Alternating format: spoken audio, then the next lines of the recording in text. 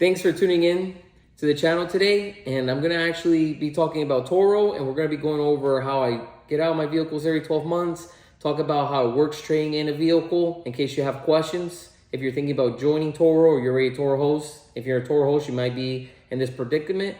But this was a comment that was left for me. I want to answer it for that individual that left me that comment. But before I get into it, I'm gonna ask for a big favor. Smash the like button, leave some comments down below, and please consider subscribing to the channel. So if you're thinking about doing Turo or you're already a Turo host, you gotta think about retiring the vehicle. That car that you have on Turo right now, it's gonna come to a point where you need an exit strategy. How are you gonna get rid of it? Are you gonna sell it on the street? Are you gonna sell it? Are you gonna trade it in? What's your plan? Because I feel like a lot of people are just putting their cars on Turo and they don't really got an exit plan yet. Also, I like to mention this a lot. There's a lot of videos out there that I see on Instagram saying, hey, get an Escalade, get a Lamborghini. Be very careful in buying these vehicles, especially if they're not in your budget. Because if you buy a really expensive car and it's out because it got in an accident or it has some type of issue, you're gonna have to pay for that car every month. So you don't wanna find yourself in a car that you have listed for rent that you can't afford if it went out of commission. That's an easy way to find yourself in a bad position. So I wanna just throw that out there because some of these videos I think are just misleading. Sometimes they may just be selling a course, and just do the numbers. If someone tells you to buy a $60,000 car and they're telling you, hey, it's renting out 20 times out of the month for $200 a day. Okay, go on Turo, look up that car and in the area that you live in and see what it's really going for. Because a lot of times these really expensive cars, I'm seeing them at prices where I don't know how they're making money. I think they're just trying to offset their payments. And what's bad about that, it's usually the more expensive the car, the easier it is to end up upside down and end up upside down quite a bit. So I just throw that out there as a piece of advice. Hopefully you find it helpful. But what I do with Toro, I actually stick to economical vehicles. I always have, and the ones that I found that work best, at least for me, are the Toyota Corollas and the Nissan Sentras. Now, I do get asked this quite a bit. I have some other videos. People want to know, how do I get out of a car within 12 months and not be upside down? I know a lot of people, when they buy a car, they tend to be upside down when they go to the dealership and they want to trade it in. And that's obviously not a good position to be in. And the cars I've had the best luck in avoiding that to happen was with the Nissan Sentra and the Toyota Corolla. So here that you see in front of me, I have some documents and I'm gonna go over it on some of the tips and what I do that's worked so far for me. Now, I can't say that this is gonna work in the future because the market's constantly changing. You know, in COVID, we were being faced with some pricing challenges and things that dealerships were doing that's now changing. That inventory is getting better. Now dealerships are changing and they're starting to do incentives again and discounting cars and things like that. So things are constantly changing, but these are things that worked for me that I think could help you. And I'm gonna go over them. Come around. So here, let's get a close up. You might be wondering, well, what am I looking at? Here's a 2023 Nissan Sentra that I had. It was an S.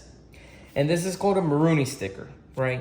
And you're gonna see here the total of this vehicle back when I bought it was $21,220. Now this is something that you're gonna see on the window of a vehicle when you go to a dealership, right? And now this is actually to another car I had, a Toyota Corolla. And this is something that was very common that's actually going away a little bit. But this is, you can call it like a bump sticker. This would be usually either next to the Maruni sticker like this, or it'd be on the windshield. Now you may be wondering, why do I have the Corolla one and the Nissan one? Well, to be honest, I had to go back through my paperwork and these were the ones I found. Unfortunately, I couldn't find the Nissan Sentra bump sticker, so I have to use this in the example. Now, one of the things that I do when I go to a dealership, first of all, if I'm looking for a Nissan Sentra, for example, since I've been doing this for a while, I got a dealership that I work with, but before I had found a dealership, what I would do that would be helpful, I would go to a few Nissan dealerships, because believe it or not, even though they're all Nissan, they would give me different deals. So I will look at the window sticker. I'll see that it has usually one of these things on it, which I call the bump sticker. And since I'm only planning to keep the car for 12 months, I already know that the car majority of cars are going to come with a 3-year, 36,000 mile bumper to bumper. And what that means is the car's going to be under warranty for 3 years or 36,000 miles, whatever comes first. So usually I wouldn't be worried about a lifetime warranty. I'm not worried about window tint, especially since the majority of times you can get window tint done yourself for half off. These dealerships charge a really high price for the window tint. And nitrogen, again, those things are not a big deal. So I don't want to pay all these extras. Also, a lot of times when you buy a car, you'll go into the finance room and they'll sell you on extended warranty, on wheel protections, and things like that. I'm not saying for you not to get it. Maybe you see the value in these things. Maybe you see the value in finance room into all these additional protections they're going to sell you or try to, right? I don't. Because I look at it this way. I'm keeping the car for a year, and what I'm trying to keep is my out the door as low as possible. Now, this is not going to be your out the door number, right? Because if they're selling the car for this, you got to add your taxes, you got to add your dealer fee, you got to add a new tag or tag transfer if you're trading in a car, and then there's a few other fees that are going to be on there. But what you got to do is you got to tell them, you got to try to get away from this, and you got to try to get them to discount it from here. And you want your out the door to be pretty close to what your window sticker is when I'm talking about like a Corolla or Sentra. Now, if you're talking about one of these very expensive vehicles like a Suburban or something like that, they can discount sometimes those cars a lot more. But when you're talking about economical vehicles, usually the discount is not as big. So I apply these to the small car. So I'm going to actually show you a breakdown of the car that I recently bought.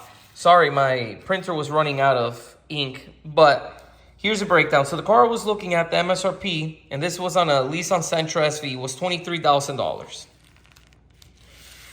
They gave me a discount of $3,135, right? That brought it down to $19,459. Now, unfortunately, they were doing this for a package, which was $1,400. Do I agree with the package? No, I didn't want it. But some of these dealerships, they're not removing it. They're kind of trying to force it on you. But what this dealership did for me is they went ahead and discounted it enough where they would leave it, it's still showing on the paperwork, but they discounted it where I'm not paying for it. And a lot of people that say, oh, you can't get your out the door on a Sentra or Corolla for the same price as the MSRP. That's not true, because right here, $23,421. Basically the same as the MSRP. I got it out the door. So that's including the dealer fee, that's including my tax, that's including my tag. So that's including all the fees, I got it to that. Now, I'm going to keep this car about a year. So roughly in a year, from my experience, I'll probably owe a little over $19,000. I'll be under 20. Now, how do I calculate that I won't be underwater on this car? Well, this is what I do. I'm gonna be honest. I don't know if it's gonna work for you. I don't know if it's even gonna work for me every time, but this is what I've been doing and it has worked in the past. So I use the tools that are available online. I go on Auto Trader. I go on CarMax. And I'm going to get into it. So CarMax, Auto Trader. I go on there and what I'll do is I'll look at a vehicle like, for example, the Nissan Sentra that we were just talking about, and I'll look at one that's a year older. And I roughly know from my experience, the car will get about 20,000 miles in a year. So what I do is, right now, what are we in, 24? So I'll look at one that's 23, year 2023, with roughly 20 to 25,000 miles, and I'll see what it's going for. If I see that the car is being sold at 21, 22,000, from my experience, what I see when I trade it in, they usually sell it for $2,000 more than what they give me for it. So if, for example, I see them going at CarMax for $22,000, as long as I got a clean Carfax, and what that means, luckily, like the car wasn't in an accident, nothing like that, it should bring in about $20,000. If I only owe let's say $19,900, I'll walk away with $100. I sold the car. Let's say I could sell it to CarMax, and I walk away from the car. So that's what I do, and that's my research. Basically, since I'm planning to get rid of the car in 12 months, I look at cars that are a year old, roughly with 20 to 25,000 miles, see how much they're going for, and I get a pretty good idea that if I have a good Carfax around that mileage a year from now, I'll know kind of where I'm going to be at. And this seemed to work really well for me so far with the economical cars. So I'm just sharing my experience in the past and how it's been going and what I do as I plan when I buy another car. So hopefully you take away some important things. Remember, I try to stay away, and this is what I do. Again, if you find value in nitrogen in your tires or window tint, I'm not saying not to get these things. I'm just letting everyone that's watching know what I do. And I don't personally see value in this. And because I'm doing this for a business and I'm planning to get rid of the car in a short time, to me, I try to get this off the car. Basically, like, this is not important to me. And I try to get the car, discount it, and try to get my out the door to around what the MSRP is. And the way I check to see if I'm going to be underwater or not is I'll look at a car, again, that's a year old, around what mileage I predict this car will have in a year, and I see what it's going at. And this is how I do basically my math. And so far, it's worked for me. So that's answering that question. Now, if you are in a situation where you are trading in a car and they're not giving you, let's say, for this example, just to make it easy, let's say your payoff is $20,000 and they say they're only giving you $15,000. That means you're upside down $5,000. And usually what a dealership is going to give you probably just there's more than two options. You got about three options. You can come out of the $5,000 out of pocket, meaning you're going to give the dealership $5,000. Or, which I definitely don't recommend, you can roll the $5,000 of negative equity into the new car you're buying, which a lot of people do that. And that just means that that new car that you just purchased, you're definitely most likely going to be very upside down on. Okay, so I definitely wouldn't recommend that. And that's why it's so important that if you're doing Turo, you're calculating this. Because you could buy a car today, you could start renting it out, you can think you're making money all year or 2 years or however long you have it on the platform, and when you go trade it in, you might find out, oh my God, I'm upside down $10,000, right? And that's actually very likely to happen if you're buying expensive SUVs. And I'm not saying that these SUVs don't hold their value. I actually think Tahoes and Escalades do a good job holding the value, but there's large expensive vehicles out there that don't have strong resale values, and people sometimes buy them, because they like them. And one tip that I give, buy the car that's going to work for you and that's going to make you money. If you're doing this as a side hustle, if you're doing this to make money, don't go buying your favorite car. Don't go buying your dream car. Don't go buying the car you want to drive around town. No, buy cars that are going to hold their value and that you can make money on. If it's not going to make you money, then it's not going to make sense to take the effort of putting out a car on Turo, cleaning it, talking to gas and doing all the work if you're not going to make any money at the end. So remember this, is to make money, keep that in mind. And what I've done, I stuck to economical cars. If there is a Turo host right now doing Tahoes and Suburbans and expensive cars, and it's really profitable for them, leave it on the comments below. I'd love to know. But from the research I've done, in my opinion, I don't see those as money makers because I don't think they get booked enough. And I think with the competition on Turo, the price gets brought down too low on those cars to really make that crazy amount of money that I see videos making. So I don't see it there. I see it more on the economical cars. And then the great thing about the new cars, like one of the things I really like about Toyota Corollas, if you're not familiar with, is Toyota Care. So you bought a new Toyota Corolla, the first 2 years or 25,000 miles, whatever comes first, your maintenance is covered. So then all you have to be worried about is the payment. Now on the Sentras is not like that. I'll be honest, on this new one that I bought, they're only covering the first service.